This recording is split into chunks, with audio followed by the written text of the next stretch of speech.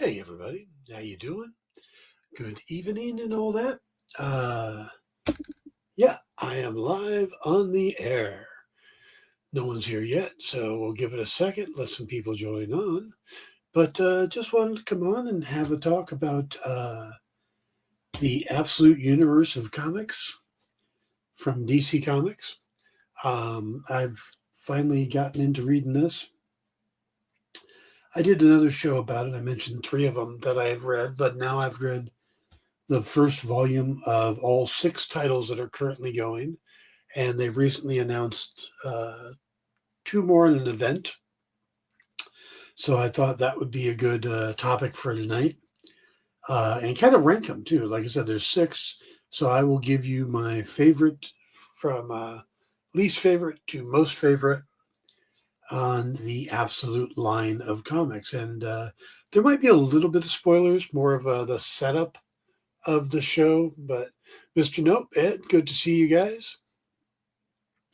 But yeah, we're going to talk about the absolute line of comics. But I got a story I want to tell you guys. It popped in my head.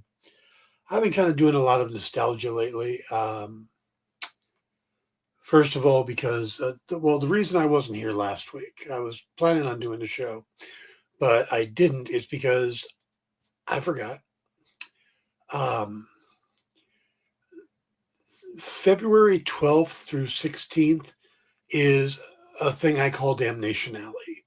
And I call it Damnation Alley because pretty much if I don't do it right, I'm damned. And that's because February 12th is Lisa's birthday. For you that newer people, Lisa is my fiance. She and I have known each other since high school, dated on and off through years and years. I've got a very weird dating history. That's a story for another day. But so February 12th, I got to be on my game and do a good birthday. February 14th, of course, as you all know, is Valentine's Day. And February 16th is my mother's birthday. So those 3 in a row. Now, it used to be a tiny bit worse because February 19th was my sister's birthday. So I had all of those in a row. But my sister sadly passed away, 12 years ago now. So it's really just the 3 now. And that, of course, was last weekend. But there was a little wrench thrown into it this year in that my nieces and nephews wanted to come visit my mother on her birthday. Well, her birthday was a Monday, so they wanted to come on the Sunday, which was when I would have done my show. So when it came time to do the show, I had a house full of people. And I could have probably slipped away and said, okay, you guys just go ahead and hang with my mom, and but no, that wouldn't have gone over well. So that is why I wasn't here last week. But stuff like that, and getting older, just been very nostalgic lately. And then I saw a post yesterday from Don McGregor, whose wife Marcia just went into the hospital. And she's been in and out of the hospital. Don's had some health issues as well.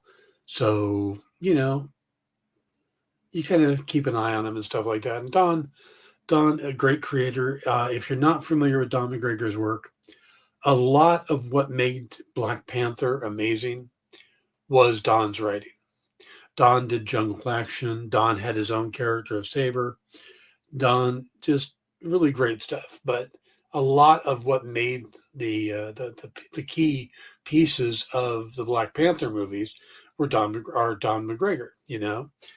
He created Killmonger. He filled in a lot of the Wakanda backstory and stuff. And even if you look at Jack's work, I did a friend of the show and former co-host Jim Beard put together a book on Jack Kirby's work, and we all took different eras, and I took his work on the Black Panther, and I learned a lot because growing up, that was a huge series for me because when I got it, I was at a convention and I got Jack Kirby to sign it. I had met Jack Kirby. So that set of comics was near and dear in my heart because it was Jack Kirby, and Jack Kirby signed them for me. And it was like the first big comic book person I had ever met. But, going back and looking at that series and realizing it had come after Don McGregor's work with, the Killmonger and filling in the Wakanda stuff and Black Panther versus the Klan, all of that, it kind of changes the way you look at it. And so when you think about Black Panther and you think about what Jack Kirby did, that series he did came after the Don McGregor stuff. And that changes your whole perspective because it's like Jack came back and said, I'm going to ignore all of this and do the Black Panther that I created. The Black Panther that I was, writing in Fantastic Four. And then he did that and it didn't really click because comic readers had moved past that. They had, moved on to a more mature, more dense storylines, and Jack was still writing Saturday matinee stuff, So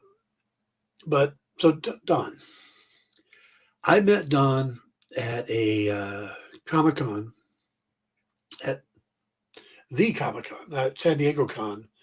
I want to say it was 1999, maybe 2000. It kind of all blurs together at this point. This was an interesting year because we had a table as Hardline Studios. That was my old company. And we were in the back section of the convention. We were in a row that had an end cap here. And then our booth was here. And then directly across from us, they didn't have an end cap, but directly across from us at that first spot was Hurricane Comics. And Hurricane Comics, that was basically Violent Messiahs and Chassis.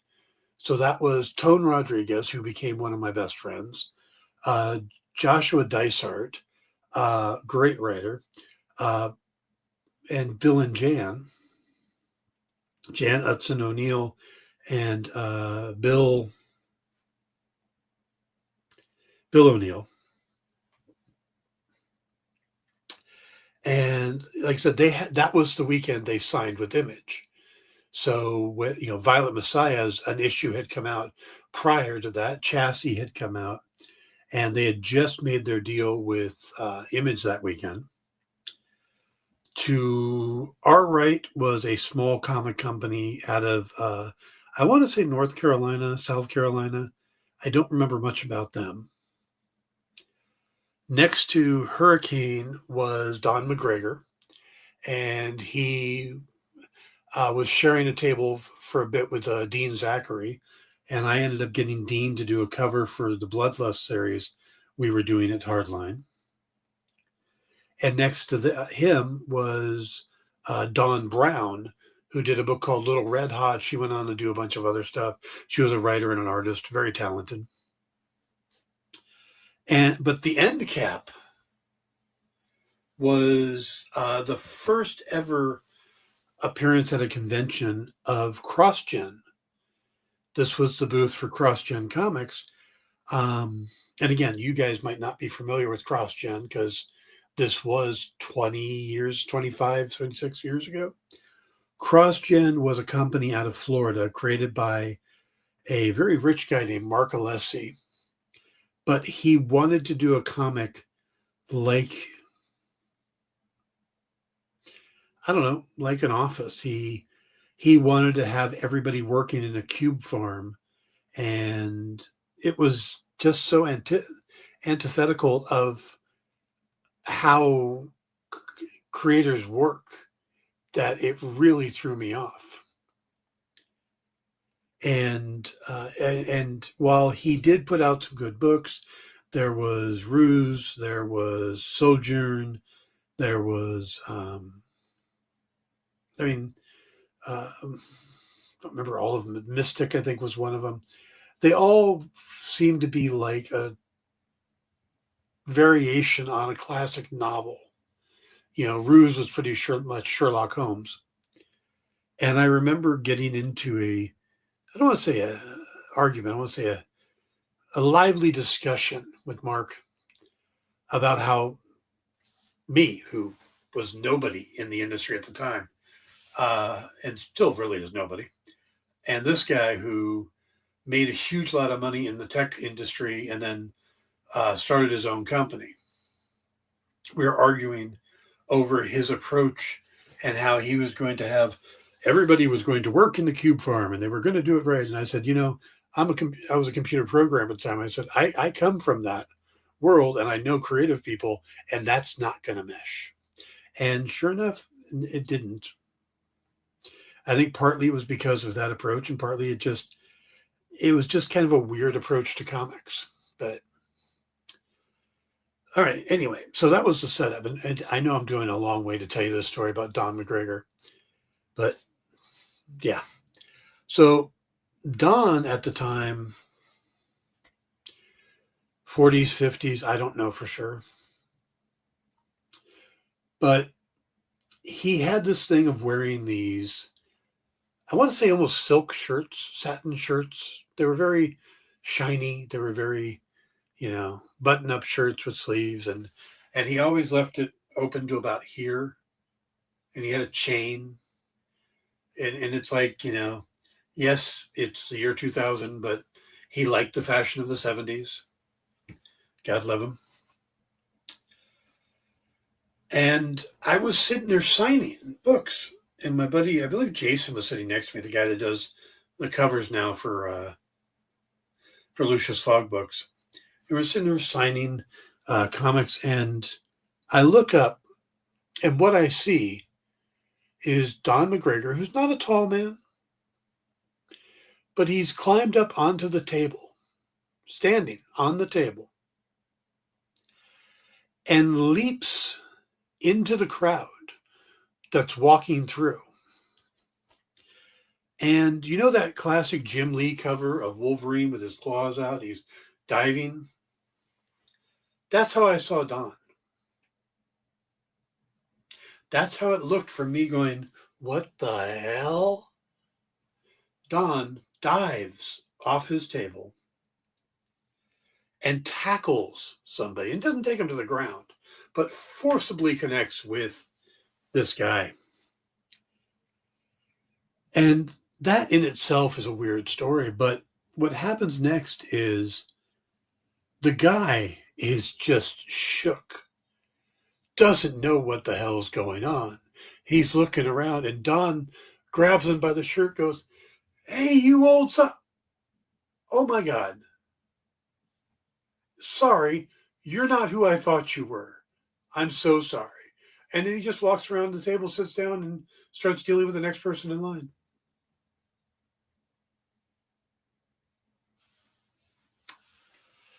Yep.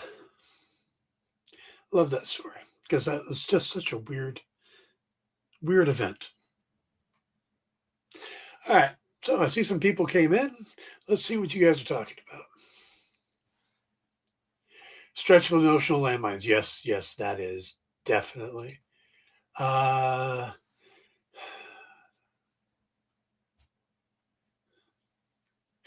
Okay, let's see. Ed, you're chatting. All right. We're going to talk about, like I said, the Absolute books. Um, I was fascinated by something that happened this week having to do with the DC studios and James Gunn. And it almost feels like now the scoopers are kind of reeling a little bit because they're coming out with such minor rumors now. They came out and said Superman Man of Steel, or Man of Steel is going to be now called Superman Man of Steel. And Man of Steel is going to start shooting in the next few weeks. And James Gunn is going to rush through Matt Reeves is going to rush through Matt Reeves' the Batman epic crime saga, and then get to The Brave and the Bold. And Paradise Lost is now officially dead. Those were the big rumors going around, and I'm not sure why you would pay the cost of a firewall to find out those things. And Gunn comes out and in one day disputes all of them. Says, no, we're not starting in a few weeks by term of few. It's still going to start soon, but it's not, within the next 2 weeks. And that's what a few means. He says there is no title change. It's still Man of Tomorrow, and it's still not a Superman movie because, there's a lot, it's kind of a Superman Lex Luthor movie. He said Paradise Lost is not dead, that it's still in the works, and that he's not rushing through the Batman epic crime saga, and we'll probably get Brave and the Bold before the third Batman movie. But it's just funny how these scoopers are still like, no, we've got relevant stuff, and it's like, no, you don't. No. I mean, it's been a long time since they had a decent scoop, isn't it? Anyway, all right. Let's talk about the Absolute. First thing, anybody here reading the Absolute line of books? I mean, they just had an announcement. I think it was at Comics Pro or something like that, where we're going to get Absolute Green Arrow. And I love me some Green Arrow. That's my book. This one's going to be a 6-issue. They all start as 6-issue limited series. And then if everybody wants to move forward with it, not only the company, but if the writer and the artist and stuff want to move forward, they do more. And that's how Scott Snyder set it up. So Absolute Green Arrow. And this one's kind of a weird setup because it's post Oliver Queen's death. There's a longbow hunter hunting billionaires, and it's probably going to focus on Black Canary. I'm wondering if it's just going to be Oliver hunting billionaires and just using his death as a cover, or if it's going to be like Connor Hawke or something like that. They're going to spin out of the Batman books. They're going to spin out Absolute Catwoman. So Green Arrow is May, Absolute Catwoman is June, and that's going to be from Shea Grayson, Scott Snyder, and artist Bengal. The Green Arrow one's going to be from, I will never get this name right, Pornsek Pichote and Raphael Albuquerque. So I'm looking forward to that one too. And then they're going to do a event miniseries in the fourth quarter of 2026. That's this year now. It's not next year anymore. So those are the ones they're doing. Let's see. Mr. Nope says reading them, but behind only through the first arc of Superman, Batman, and Wonder Woman. Okay. I tried them, but they weren't for me. I'd rather they come out with new characters than totally revamp established characters. Just not for me. Ed, I am 100% with you on that. I really had that feeling too. But yeah, Green Arrow is going to be a bit of a horror story. So Mr. Nope says, I look at them like an Elseworld stories, only way. Yeah, that's how it clicked for me when I finally started looking at them. I got the first issues when they came out of Batman, Wonder Woman, and Superman, and they didn't click for me. And I'm not sure what made me try again, but um, I saw the first volume of Batman was the Absolute Batman had come out. I gave it a shot, liked it enough, and kind of started thinking about it as, okay, this is just an Elseworld. And then ran on and tried the Superman one, liked that one quite a bit. Read the Wonder Woman one, was okay on that one. But I thought, well, I should just keep going with these, and picked up The Flash, picked up Green Lantern, and then just recently Martian Manhunter came out, and I finished reading that one today. So those are the 6 currently in published, though I think Martian Manhunter is going to come to an end, from what I understand. And it's only because the creative team have something else they want to do. So that's why I said what I said earlier, that if the creative team wants to keep going too. So, and yeah, thinking of it as an Elseworlds is big. I got to admit, though, that after reading the last 3, I'm starting to thinking about it a little differently. If you're of my age and Ed's age and stuff like that, you've probably had a few opportunities to get on board with a new comic universe as it starts. For me, I was there when the new universe started. I was there when Malibu started doing their books. What was it called? Hard Case and Sludge and Prime. Ultraverse, there it is. When Valiant launched, I don't consider Image a shared universe. There was a few books that crossed over, but overall they were just kind of their own thing. But Valiant was supposed to be a shared universe. So and I've always been a sucker for that. When Dark Horse tried to do their universe, I jump in because I love cohesive universes. I mean, that's why I'm working on one with Obsidian Moon. But for me, that's based off of urban fantasy books instead of superhero books. But that's my thing. I love those. And that's how I'm looking at this now. Is it really is. The thing with Elseworlds is normally they're one and done. They're self-contained. And this is interesting to me because I'm finally starting to get the feeling that these are all connected. And that was because of the Green Lantern book. But hey guys, I need one quick second, like 30 seconds. So I'm going to drop out for 1 second.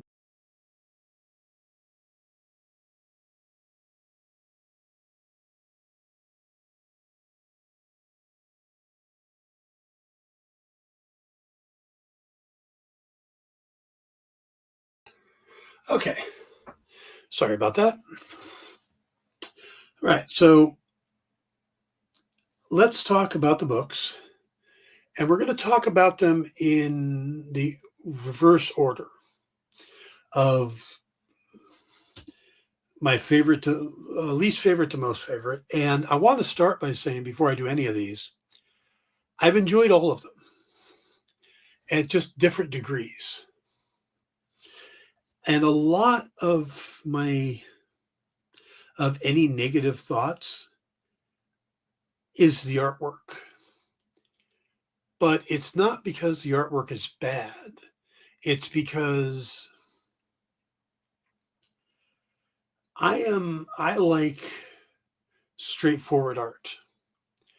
I like Jim Lee's artwork, Mark Silvestri,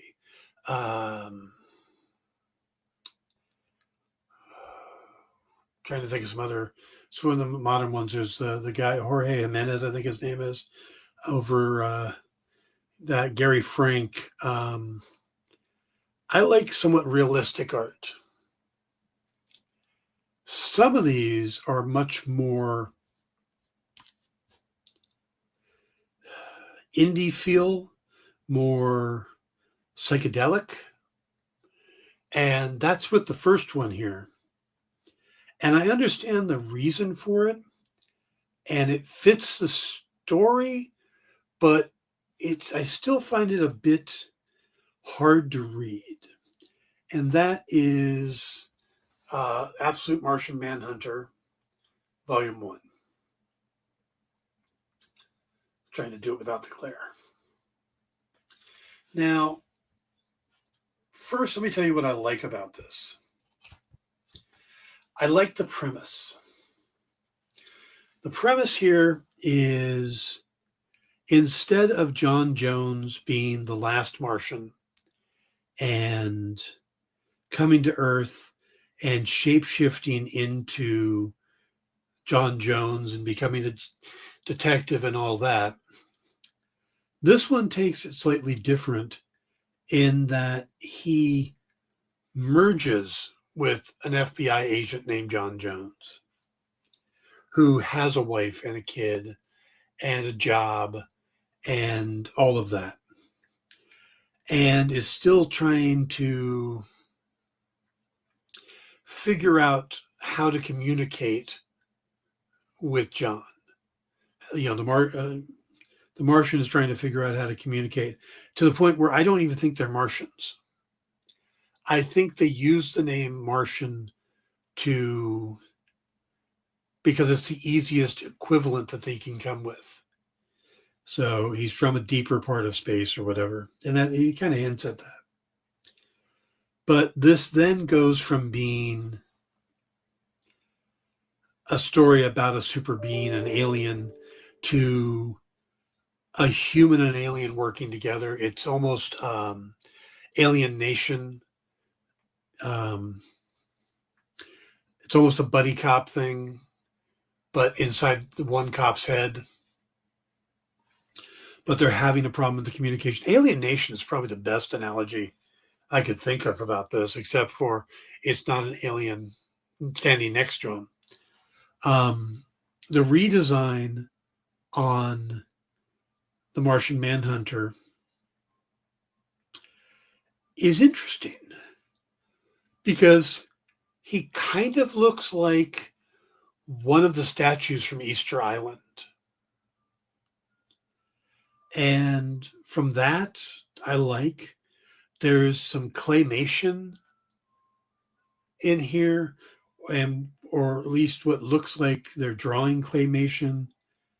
He's got almost a Gumby look to him. There's some really neat moments like that. The character is interesting. The situation is interesting. There are white Martians who seem to be doing the same thing, and they're trying to, well, we're not sure what exactly they're trying to do, but they're trying to basically destroy the city they're in. And the green is trying to hunt the white, and vice versa. So from it takes the heart of the John Jones story and just kind of turns it on its head. Now, I like that idea. I like the fact that he's got this voice in his head. But a lot of it is very nebulous. It's very, he has abilities that we're not used to. Like he can travel through people, like dimensional doors, and things like that. And it's not very well explained. So that's one of my pet peeves when it comes to a new book, is that it seems like everything is a mystery. And that is my one knock against the writing on this, is it doesn't really explain anything. In 6 issues, it doesn't really give you anything firm to go with. And the art, where it's gorgeous art, but it's hard to follow, and the writing's the same way, because the alien hasn't quite figured out how to communicate properly. So There's a lot of random word balloons, random thoughts that don't make sense that you kind of have to maneuver around. You know, there's clues in there what he's trying to say, but you don't quite know. And it's a lot of effort to read this book. And I'm not saying it's bad. I'm saying that I usually like my comics a little more straightforward. But with that said, there's a lot here. It's a good start to something. So I like it, but it's not my favorite. It is my least favorite of the books. Maybe it's more straightforward art would be interesting, but again, it's not the story they're trying to tell. I just don't know if I'm the exact audience for this book. Okay, so we're going to put that one over there. That's number 6. Number 5, we talked about this one once before, but this is Absolute Wonder Woman. And my complaint with this one is minor. It's a good story. I like the art. It's from Kelly Thompson, Hayden Sherman, Mattia de Ilius, and Jordi Belair. The art is, again, feels a little more indie than DC usually does, but I'm fine with that. It's a straightforward story. We find out it from what if Diana, instead of being raised on Paradise Island, was actually raised by Circe in hell. And, that was one of the things I was going to talk about is on the back of each book, they have this slogan, I guess. And for Wonder Woman is, without the island paradise, without the sisterhood that shaped her, without a mission of peace, she is still at the absolute Amazon. And that is true, but I forgot to read that one for Martian Manhunter. So I will read that one real quick. And it's beyond Mars, beyond physical form, beyond human understanding. What's left is the absolute Martian Manhunter. So you get an idea that they're kind of stripping away a lot of the stuff that make these characters, have been the basis for these characters and focusing on other parts. And that's what this Wonder Woman one does. My only problem with it, and this is going to seem like a weird nitpick, is that all of these other ones take these huge swings. Martian Manhunter isn't a physical form. He's just a mental thing. Superman is different. Batman is very different. Wonder Woman, it's almost like they changed her origin, but she's still kind of the same person. And maybe that's the point of these books. The nature versus nurture argument. And in this case, it's nature. But it feels like it's still a Wonder Woman book. It doesn't really feel like we're doing anything that different. Yes, she was raised in hell. It hasn't really changed her that much. It hasn't made her more brutal. It hasn't, it's at least not that we've seen so far. I enjoyed the read. I just feel like if we're taking these big swings, this wasn't a very big swing. This was a drag bunt up along third. Martian Manhunter is definitely a shot to the alley. This is just a drag bunt, That said, I do like it. The art's good.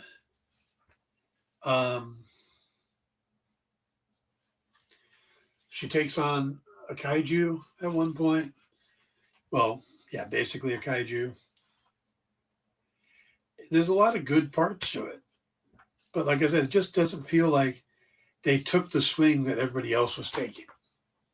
It's more safe. So that's my one downside on that one. All right, we're going to move on to another new one.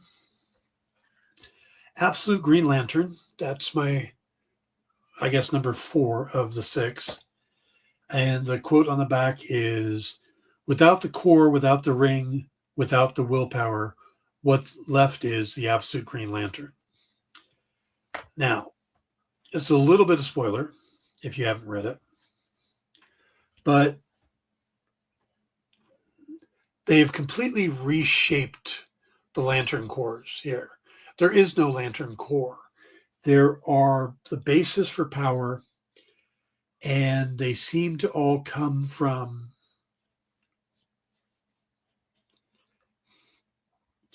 basically it's a hierarchy of light, and it's a little hard to understand because they didn't really clear it up in the book. But an alien, Abin Sur, comes to Earth, takes over a small town, and starts judging people and then assigning power to them, assigning light levels to them. And this small town happens to have like the majority of Green Lanterns we've come across. Sojourn's in here, Hal Jordan's in here, John Stewart, Guy Gardner, Kyle is mentioned. So in a lot of ways, all of the Green Lantern core that we know is here, for at least the ones from Earth. This was the most different presence, and I think the only thing that held me back on it is what they're doing with Hal. Just feels weird.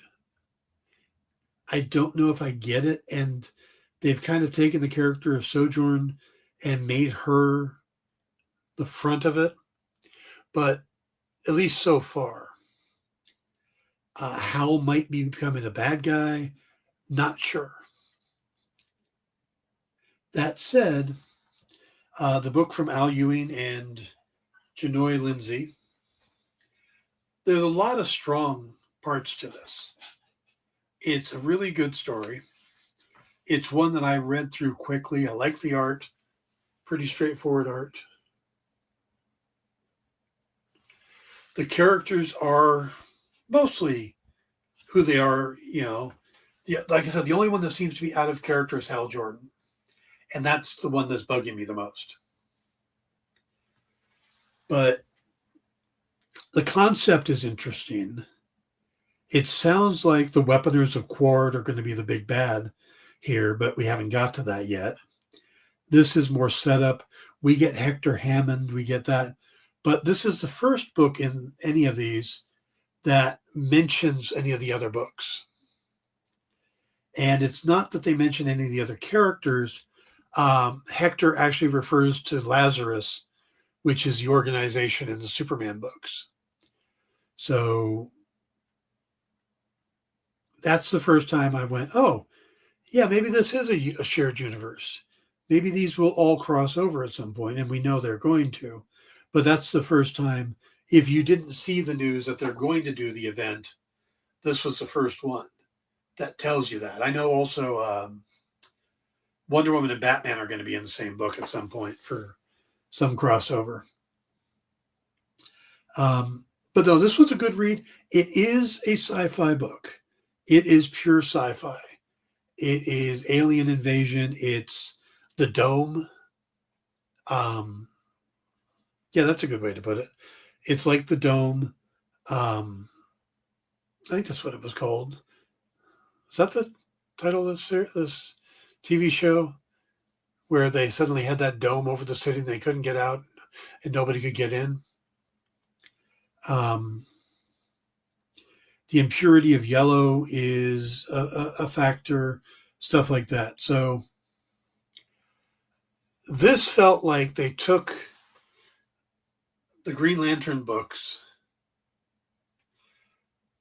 put it in a big shaker like a bartender, shook it up and threw it back out there and went, all right, let's see what we get. So I do like the premise on here a lot. I think I just need a little bit more of it. So I think volume 2 will bring this one home for me. All right, so that's the 4th book of 6. Now, this may surprise some of you, because if you look online and stuff, people talking about it, seems to be everybody's favorite book, but it's my 3rd. I have 2 other books that I like more than it, and that's Absolute Batman. And this one says, without the mansion, without the money, without the butler, what's left? The absolute dark night.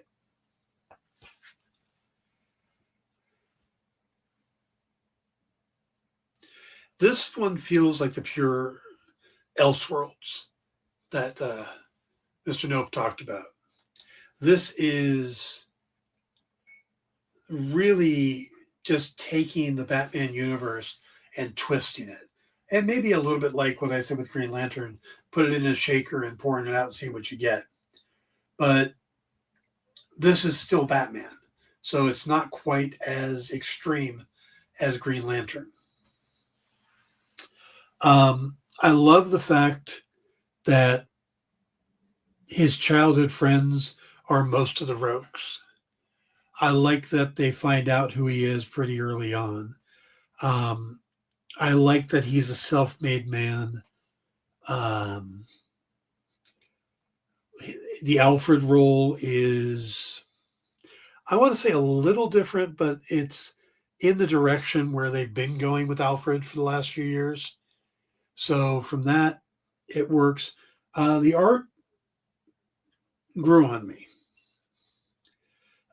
It's a little more stylized than I usually like, but it quickly grew on me.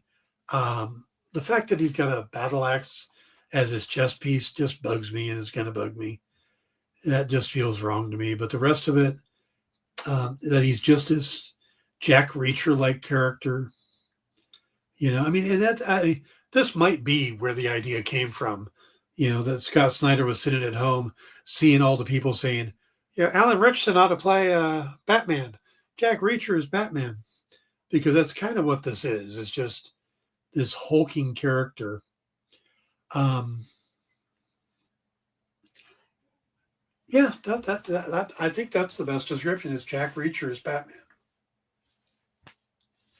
Now, the 2nd volume has come out, and I've got it. I haven't read it yet. I didn't want that to influence my show on these, but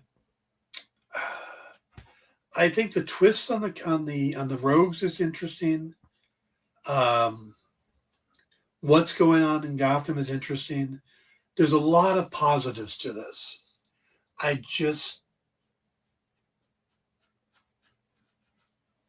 There's some parts about Batman himself that bug me, which keeps it from being my favorite.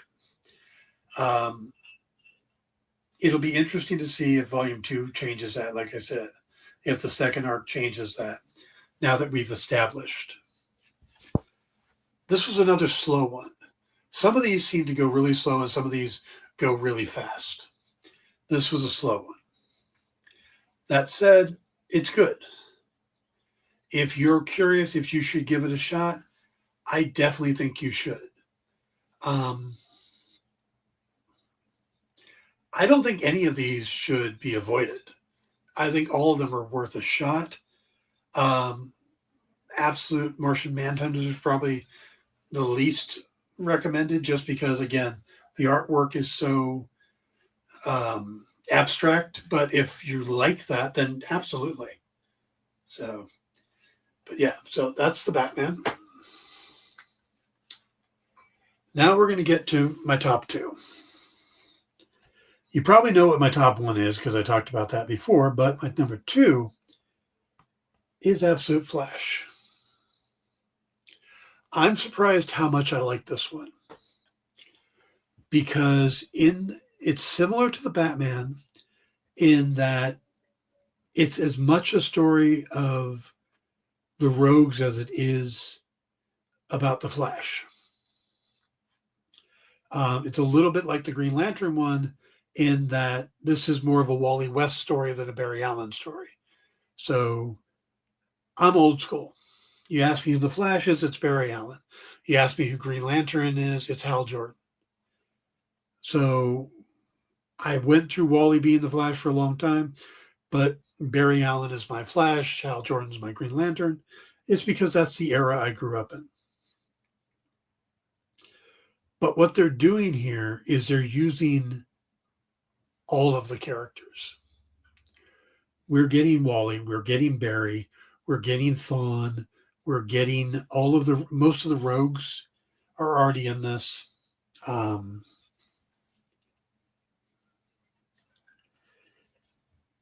There is a sci-fi element to it. Ralph Dibny shows up. McRory. I mean, there's a lot of characters in this. Gorilla Grodd is very different. The reinterpretation of Gorilla Grodd is very interesting. But having Wally as the main character makes a lot of sense with this story because of his age, because of what's going on, because of the role Barry plays. There's even references to Jay Garrick, stuff like that. So this one really is them shaking it up, but keeping all of the elements and trying to just put them back in order. And this says, without the mentor, without the family, without the Speed Force, he's still the absolute Scarlet Speedster. Not a big fan of the costume, though. It doesn't scream Flash to me. The rest of it is really good. I like the art. The art is by it was Jeff Lemire, Nick Robles, AJ Kaplan. There's so many names on this, it's hard to tell who's what. Let's see. Okay, Nick Robles and A.L. Kaplan are the artists. So there's two artists. Adriano Lucas and Chris Sotomayor are the colorists. Jeff Lemire is the writer. So this one really got me. This one I really enjoyed. And it probably feels the most like something unique. It feels like I know I'm reading a bunch of characters that I already know, but at the same time, there's a freshness to this. There's a different take on it. There's a different reason that brings all them together. And from that, it's very fascinating to me. So I am really enjoying this. I look forward to the next volume a lot. So, which means my number one of the Absolute line is Absolute Superman, which surprised me. I did not expect this one to be my favorite. It says, without the fortress, without the family, without a home, he's still the absolute man of steel. I love the art on this. This is probably my favorite art. This is Rafa Sandoval. And I like the changes they've made to Krypton, to how the events happen on Krypton, how it's much more modern in the sense of Krypton is not a utopian society. It's definitely a more take on what's going on in the world today is a good way to put it.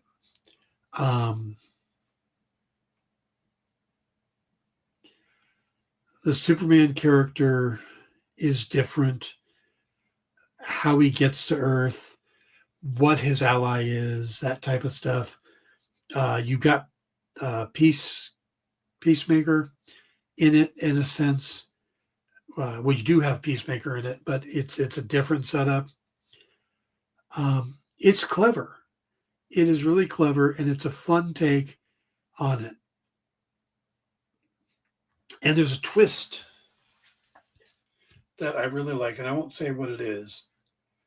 but the main villain is not who you think it is. But when you get there, you should be like, well, how the hell did I not see that coming? You know?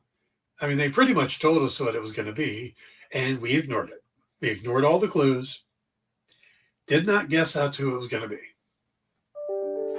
And it's because it's not somebody you would expect. So, this is the one I recommend the most.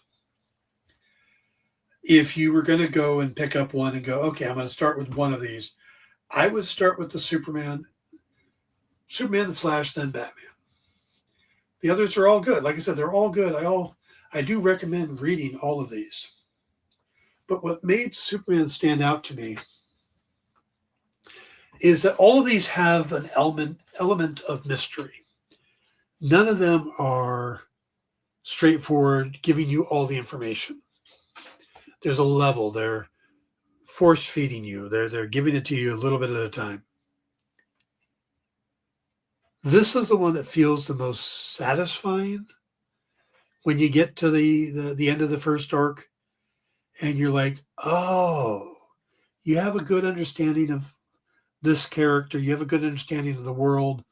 There's still a lot of mysteries to reveal, but it's one of those that you feel solidly in with the knowledge you have.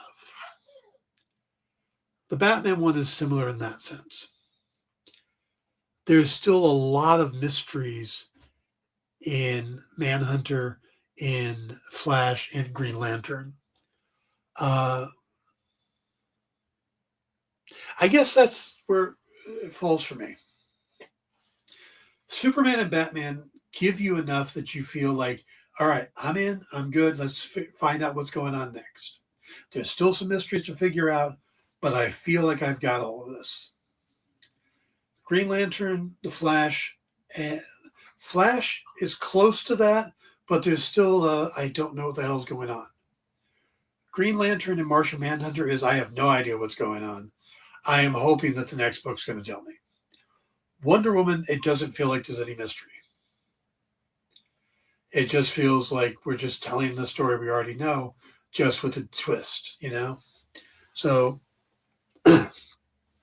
that's my hot take on all this.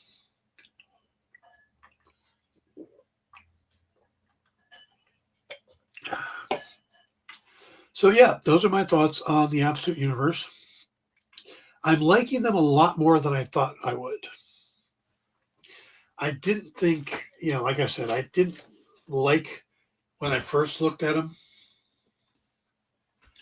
But now it feels like I'm at the start of something new. And with the reaction that's happening, this is more like when Marvel made the Ultimate Universe.